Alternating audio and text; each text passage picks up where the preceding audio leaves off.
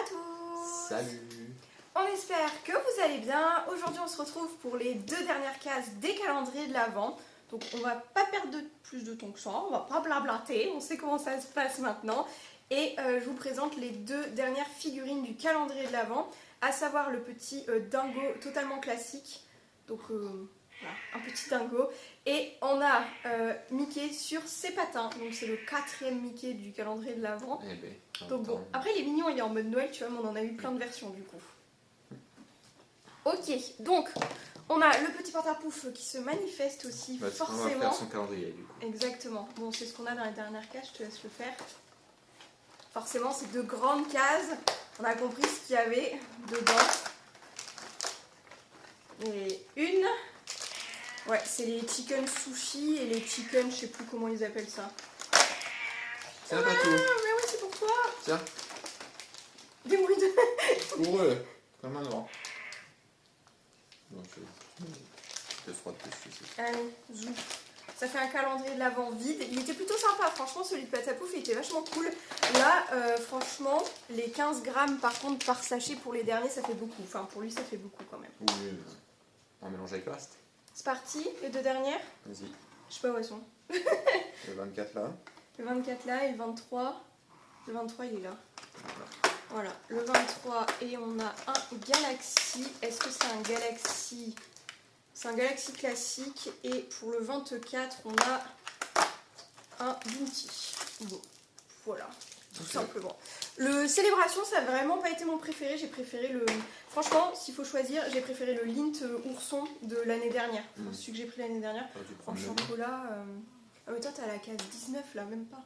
17. Oui, Moi, j'aurais dû prendre un Kinder, parce que Célébration, bof, il n'y avait pas... Oui, je trouvais bon. qu'il n'était pas diversifié, parce que genre, il y a eu plein de Twix, Mars et tout, et les autres, en fait, les autres célébrations moins classiques, on les a pas eu. Elle est grande, la 24. Oui. Elle est très grande. La 23, elle est toute petite, elle est en bas, là. Je pense que c'est un galet de bain. Mais on va y aller sans l'ouvrir. Ah non, même pas. C'est un vernis à ongles. Oh. Il est défoncé, lui. Voilà, c'est bon. C'est un vernis à ongles, mais alors il y a Mulan et Belle dessus. Par contre, la couleur, je sais pas si c'est judicieux. Elle est elle est très orange. Oh, attends, je vais le faire sur le Rikiki parce que. Oula. Après, il a l'air de très bonne qualité. Il est très opaque. C'est ce qu'on veut d'un vernis. Mais c'est une couleur particulière quand même, je trouve. Ben, tu vois, pour cet été, je dis pas. Pour un calendrier de l'Avent, alors qu'on met du paillette et des rouges. Après, il est beau, hein. Mais spécial. Ok, on va voir s'il sèche bien ou pas. Et la 24, c'est la DER. Faut que je l'ouvre. Vas-y. C'est sûr que je fasse. Ah, il y a pas mis le calendrier. Ah oui, d'accord. J'avais oublié qu'il y avait ça dedans. Ah, d'accord, c'est ça le D24. Tada! C'est un peu gadget pour garder les mots. Okay. Ouais, mais c'est un truc. Oublie pas, c'est un calendrier de l'Avent pour enfants. Hein. Ouais. Ok, bon, bah c'était pas la meilleure case pour le 24, mais pour les enfants, je pense que si. C'est rigolo. Tu sais, une petite fille, je pense qu'elle surkiffe ce dernier cadeau, tu vois. Bon, la couleur du vernis, je suis pas convaincue. Même pour une petite fille, je veux bien que maintenant les couleurs, on les genre pas, etc. Mais le orange, même pour un petit garçon, le orange, c'est pas les couleurs préférées de pas grand monde, en fait, je crois.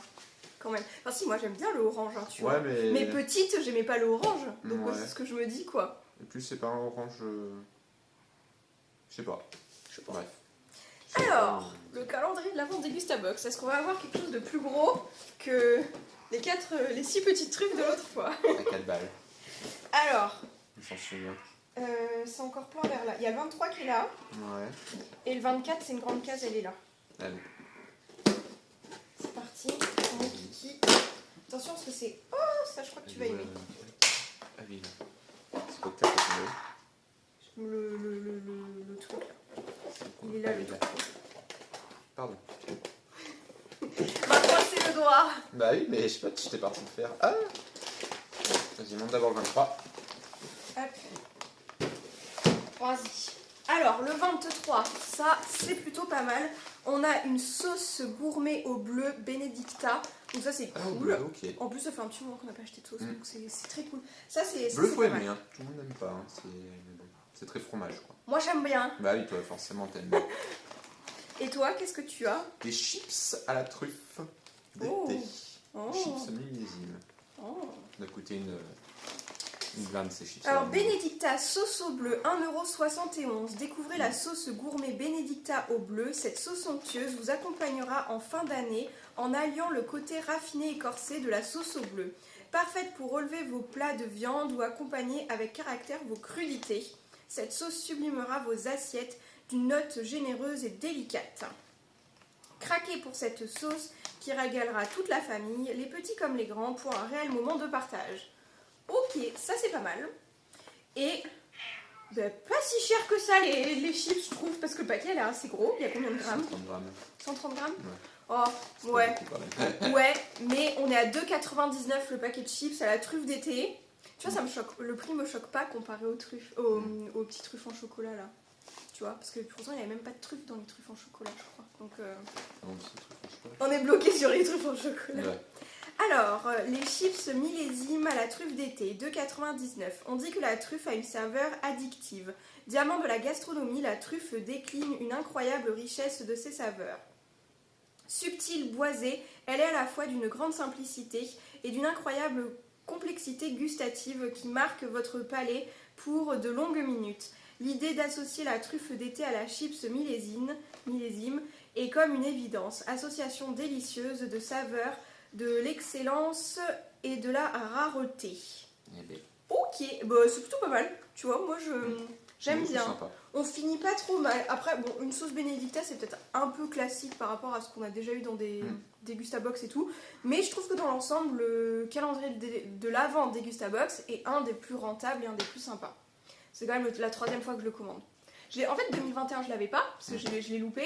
Mais je l'ai commandé en 2019, 2020 et 2022. Et je trouve que ça reste toujours un calendrier de l'Avent hyper rentable. Moi, j'ai toujours été conquise par ça comme calendrier de l'Avent. D'où le fait que je le reprenne à chaque fois. J'étais un peu déçue l'année dernière pour l'avoir commandé assez tôt. Ouais, tu t'es prise un peu trop tard. Ouais. Mais c'est pas mal. Je trouve la sélection de calendrier de l'Avent cette année était plutôt sympa. On pourra se faire une petite vidéo de test de produits des trucs Disney princesse comme ça, je pense. Le plus mitigé, c'est celui des célébrations en fait.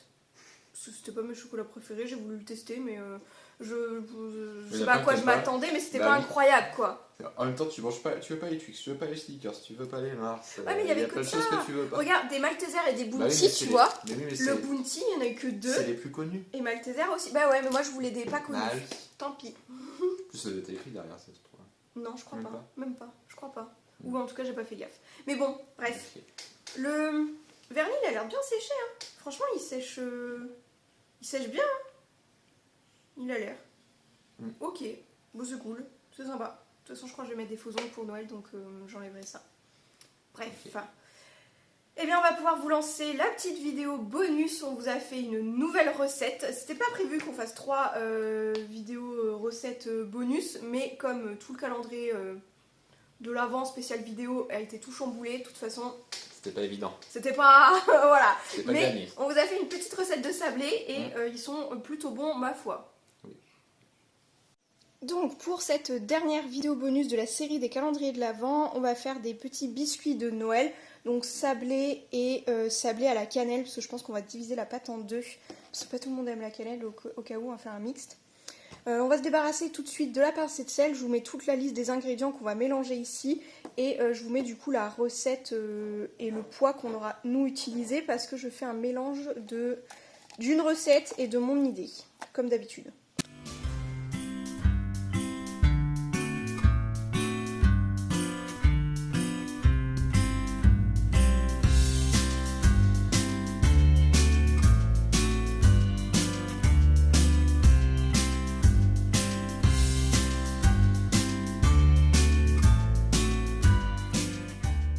Donc pour ce qui est de la pâte, je l'ai divisée en 2 afin de mettre une cuillère à soupe de cannelle dans la deuxième partie. On a déjà découpé et il y en a qui sont au four. Et comme on utilise beaucoup de jaune d'œuf et non les blancs, du coup on les a montés en neige avec du sucre glace et bah, c'est parti pour faire des meringues du coup.